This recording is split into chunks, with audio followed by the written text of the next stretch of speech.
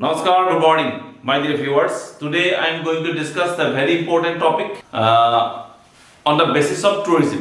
आज हम टूरिज्म के ऊपर एक छोटा सा टॉपिक डिस्कशन करेंगे। आप लोगों के लिए खूब इंपॉर्टेंट सेशन होगा ये। क्या आप नॉर्थ ईस्ट घूमना चाहते हैं या असम घूमना चाहते हैं? तो इस बार एक काम कीजिए, आप असम हो या नॉर्थ ईस्ट हो, आप घूमने आइए। I request all the Indians to come to visit North East और असम। अगर आप असम आएंगे या नॉर्थ ईस्ट आएंगे, आप 2 दिन या 3 दिन के लिए एक आप प्लेस चूज करके रखिए, वो होगा काजीरंगा नेशनल पार्क।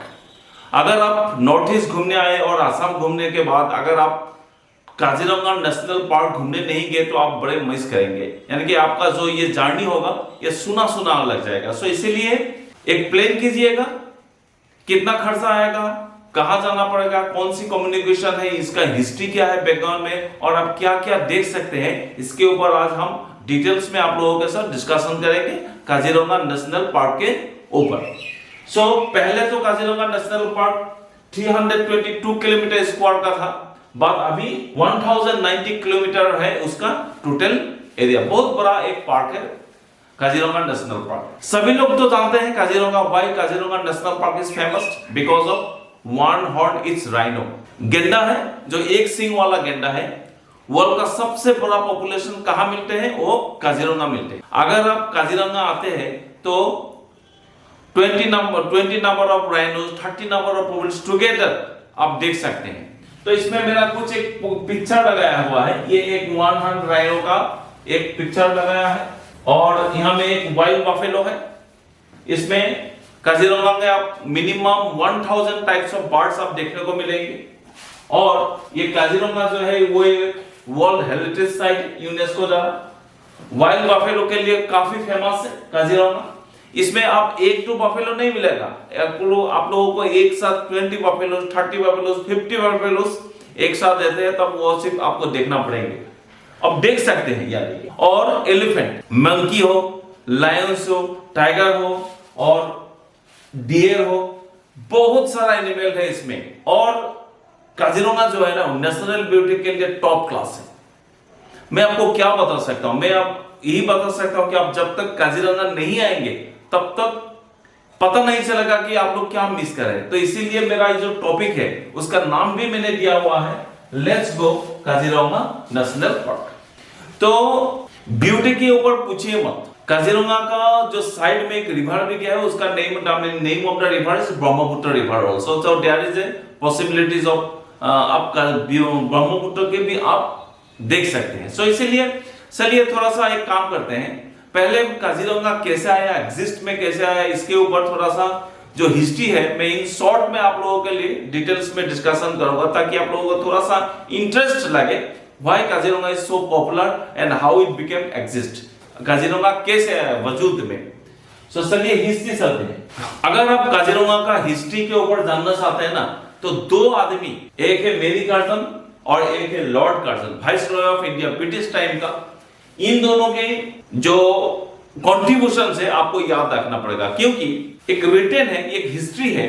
1904 में ए मेरी Curzon, the wife of Lord Curzon, viceroy of India, वो काजीरंगा घूमने आए थे 1904 में। तो तब से काजीरंगा पॉपुलर था because of its 1 horn rhino. तो इसमें क्या हुआ, मेरी कर्जन को सब दिखने मिला, एलिफेंट भी देखा, हाथी भी मिला, लायंस भी मिला, शेर भी मिला, सब कुछ देखा। इस पर डिफरेंट टाइप्स ऑफ बर्ड्स भी देखा, डियर भी देखा, लेकिन उसको क्या देखने को नहीं मिला, वो है 1 हॉर्न राइनो। मेरी कर्जन को 1 हॉर्न राइनो गेंडा देखने को नहीं मिला। तब मेरी कर्जन काफी दुख हुआ कि इतनी बड़ी आबादी वाला ये जो वाइल्ड एनिमल रहते हैं, तो इसमें 1 हॉर्न राइनो कहाँ है, कहाँ गायब हो गया ये चीज।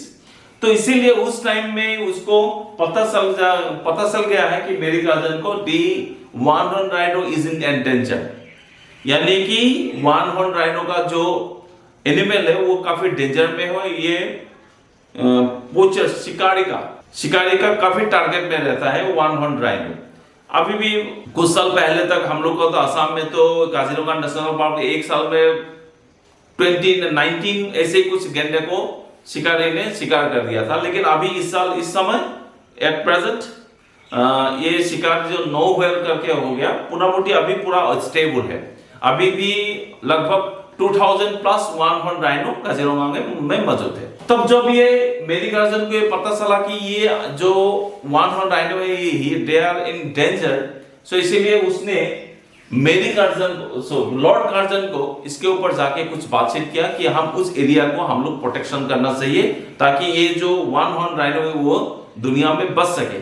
सो इसीलिए क्या हुआ, 1905 जून 11 को इन दोनों ने मिलके, कौन, लॉर्ड कार्जन ने, किसके कहने पर, मेलिकार्जुन के कहने पर इसको काजीरंगा को प्रोपोज्ड एज रिजर्व फॉरेस्ट नाम से इसको ऑफिशियली डिक्लेरेशन किया। उसका बाद क्या हुआ, 1908 में, अब देखिएगा सीक्वेंस, 1908 में डेजिग्नेटेड एज रिजर्व फॉरेस्ट, ये जो काजीरंगा था 1908 में इसको रिजर्व फॉरेस्ट डिक्लेयर कर दिया officially during British period. Then after 1916 में क्या हुआ, redesignated as Kaziranga game sanctuary. जो काजीरंगा रिजर्व फॉरेस्ट था वो 1916 में काजीरंगा गेम सेंचुरी नाम से नामकरण हो गया। उसके बाद क्या वो काफी दिन वो हिसाब से चला।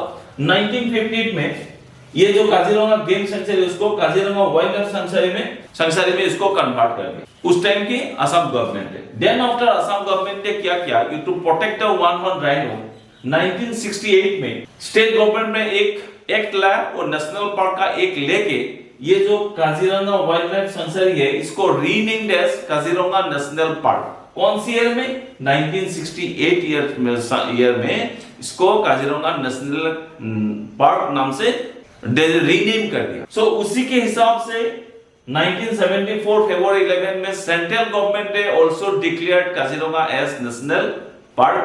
The official name given by Assam government is also approved by central government कब, 1974 फरवरी 11 में।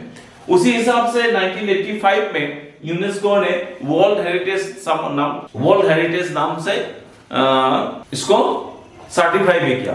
देन आफ्टर और एक वर्ल्ड का सबसे बढ़िया बॉडी है वो है international union conservation of natural and natural resource, इसको शॉर्ट फॉर्म में IUCN नाम एक इंटरनेशनल कॉन्स्टिट्यूशन इंटरनेशनल बॉडी है, वो भी इसको नेचुरल ब्यूटी के लिए काजीरंगा को एक सर्टिफिकेट मिला हुआ है। ये छोटा सा हिस्ट्री मैंने आप लोगों के लिए 2 मिनट में 3 मिनट में आपको समझाया है, इसका थोड़ा सा ताकि आप लोगों को आपको हिस्ट्री के ऊपर थोड़ा सा पता चले।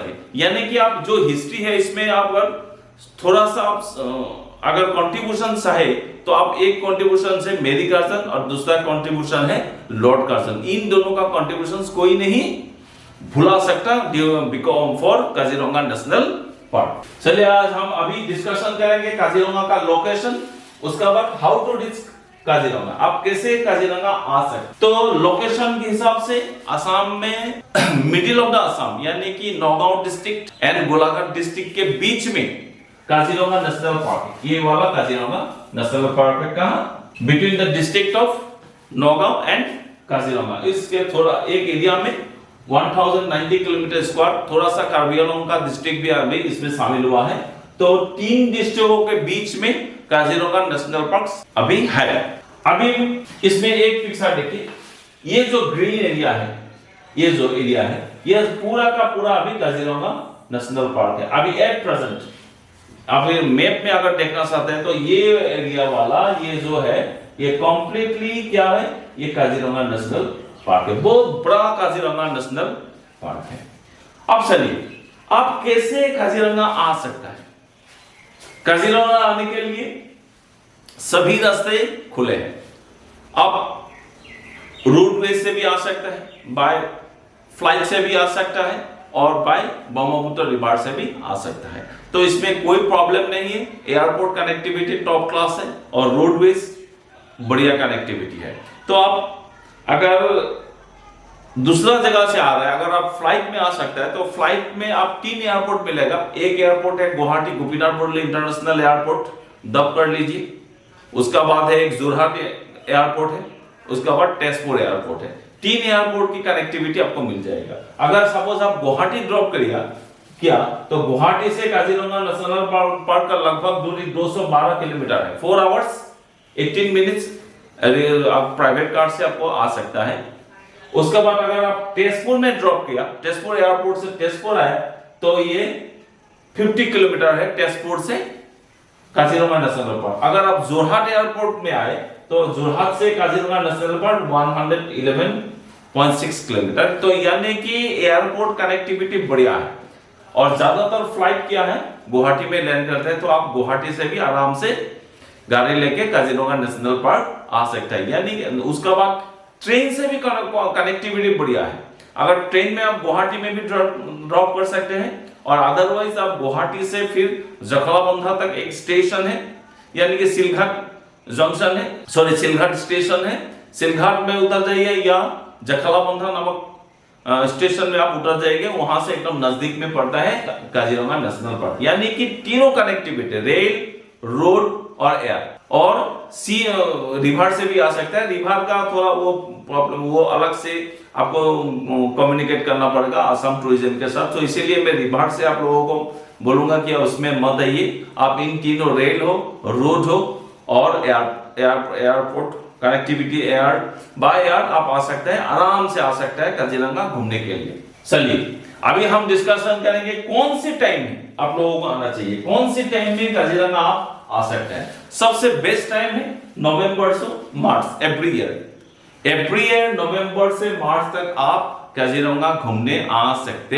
हैं। बढ़िया टाइम है, पीक टाइम है, सब लोग ज्यादातर टूरिस्ट इसी टाइम में काजीरंगा घूमने आते हैं। तो अभी सपोज आप आगे काजीरंगा, उसका बाद आप कैसे देखेंगे काजीरंगा देखने के लिए दो टाइप का फैसिलिटी है, एक है एलिफेंट सफारी और एक है जीप सफारी। अब एलिफेंट सफारी के ऊपर बातचीत करते हैं। चलिए एलिफेंट सफारी सबसे बेस्ट अट्रैक्शन है काजीरंगा में, क्योंकि एलिफेंट सफारी से आप बहुत ज्यादा नजदीक से आप वाइल्ड एनिमल को देख सकते हैं। वो एलिफेंट सफारी सुबह एकदम अर्ली मॉर्निंग स्टार्ट होता है 5:30 to 6:30 AM। कभी कभार पीक सीजन में ये 2 बार भी चलते हैं 6:30 से 7:30 तक। मैं आपको सजेस्ट करूंगा एकदम अर्ली मॉर्निंग जो 5:30 से 6:30 तक बीच में ये जो टूर होता है, तो आप वहां में इस टाइम में उसी टाइम में एलिफेंट सफारी कीजिए, क्योंकि वहां में बहुत ज्यादा नजदीक से आपको वाइल्ड एनिमल को देखने को मिलेगा। और इसमें प्राइस कितना चाहिए इंडियन पर्सन के लिए, पर पर्सन 1000 रुपीज आपको देना पड़ेगा एलिफेंट सफारी के। इस हिसाब से आप देखिए मैंने दोनों पिक्चर लगाया है, इसमें एलिफेंट सफारी के गेंडा एकदम नजदीक से देख रहा है, एलिफेंट सफारी के बाद में डियर देख रही है, देखिए डियर कितना नजदीक से देख रहे हैं। बहुत सारा एनिमल यानी कि हाथी भी आप देख सकते हैं, वाइल्ड बफेलो भी आप बहुत ज्यादा नजदीक से देख सकते हैं elephant safari. Elephant safari one of the best attractions of Kaziranga national park. Then दूसरा है जीप सफारी। अब जीप सफारी से काजीरंगा का 4 रीजन है, there are 4 regions of Kaziranga national park, तो इसमें आप 4 रीजन्स आप घूम सकते हैं जीप सफारी। जीप सफारी का टाइम है 9 AM to 11 AM, देन 2 PM to 4 PM। दो बिफोर 12 और आफ्टर 12 दोनों टाइम ये जीप सफारी चलते हैं। तो इसमें पर पर्सन का खर्चा कितना आएगा 500 to 600 रुपीज पर पर्सन का खर्चा आया एक रीजन के लिए। अब हिसाब से आप कितना पैसा खर्च होगा आप निकाल लीजिए। तो और एक मैं चीज बता देता हूं, जो काजीरंगा नेशनल पार्क का वो सेंट्रल रीजन है कोहरा, इसको मैंने लिख दिया है कोहरा, ये थोड़ा सा आप याद रखिएगा क्योंकि कोहरा ही जो है वो सेंट्रल रीजन है। तो आप एक काम कीजिएगा, अब अगर सब कुछ देखना चाहता है काजीरंगा में मैक्सिमम आपको 3 डेज चाहिए, 3 डेज आपको चाहिए मैक्सिमम 3 डेज कंप्लीट एंजॉय करने के लिए, काजीरंगा को घूमने के लिए। अब होटल के बारे में अगर मैं बातचीत करूं तो काजीरंगा में होटल काफी सारा अवेलेबल है। आप कोहरा रीजन में आप जाइए, आराम से आपको होटल मिल जाएगा। उसका प्राइस मिनिमम 1000 से 15000 तक वैरायटीज का होटल आपको मिल जाएगा। आपका क्रेडिट है, आपका कितना होटल, कितना पैसा वाला आदमी है आप, जितना पैसा वाला आदमी है उतना ही पैसा से आप आराम से रहिए, कोई टेंशन का कोई बात नहीं है। जितना आप खर्चा करना चाहते हैं आप आराम से खर्चा कर सकते हैं काजीरंगा के लिए। यानी कि आपको खर्चा कितना है 1000 एलिफेंट सफारी कर दिया और इसमें 4 रीजन में 3000 रुपीज में आप सारा का सारा काजीरंगा रुपीज सॉरी 3000 में आपको पूरा का पूरा काजीरंगा का 3000 to 3500 में, मान लीजिए 3000 to 3500 रुपीस में आप काजीरंगा का पूरा टूर पैकेज कर सकता है, आप एक्सक्लूडिंग होटल। अब होटल में कौन सा होटल में रहना चाहते हैं ये आपकी मर्जी है। और एक मेरा सजेशन मान लीजिए, अगर आप पीक टाइम में काजीरंगा आ रहे हैं तो आप होटल एडवांस में बुक कर लीजिए, क्योंकि पीक टाइम में बहुत सारा लोग इधर काजीरंगा घूमने आते हैं, यानी कि फॉरेन नेशनल में बहुत सारा फॉरेन नेशनल आते हैं, तो इसीलिए सो बेटर होगा। और मेरी सजेशन ये है कि आप जब पीक टाइम में काजीरंगा घूमने आएंगे तो आप होटल आराम से बुक कर लीजिए। booking.com ये मेक माई ट्रिप है, कहीं से भी आपको होटल मिल जाएगा, आप होटल बुक करके लाइए। और ये जीप सफारी जो है ना, ये पिक्चर देखिए, जीप सफारी में कैसे सामने से गैंडर देखने के लिए ऐसे जीप सफारी में दो चिंता मत कीजिए, एक फॉरेस्ट वाला पार्ट जीप में रहेगा। Every jeep there will be an forest guard including arms में लेके रहता है, तो इसलिए टेंशन की कोई बात नहीं है। सिमिलरली ये जीप सफारी से आप नजदीक से, पूरा नजदीक से, जीप सफारी से भी आप नजदीक से वाइल्ड एनिमल को एंजॉय कर सकते हैं। और ये जीप सफारी का जो 4 रीजन है, ये 4 रीजन में आप लोगों के लिए बता देना कौन कौन सी ये 4 रीजन है। Mihimukh in central range at Kohora, इसका नाम है Mihimukh in central range at कोहड़ा।